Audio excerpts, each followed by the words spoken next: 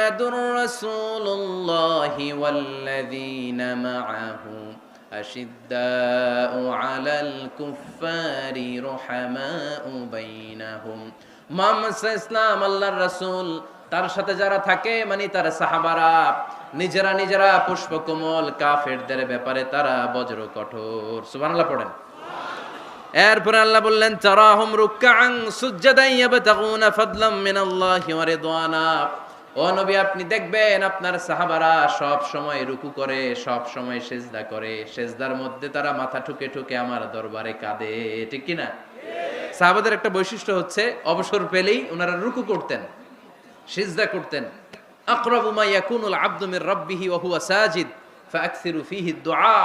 বান্দা যখন সেজদায় লুটিয়ে পড়ে, বান্দা তখন আল্লাহর সবচেয়ে কাছে চলে যায়। আমরা যখন সেজদা দেই তখন আল্লাহর কাছে চলে যাই।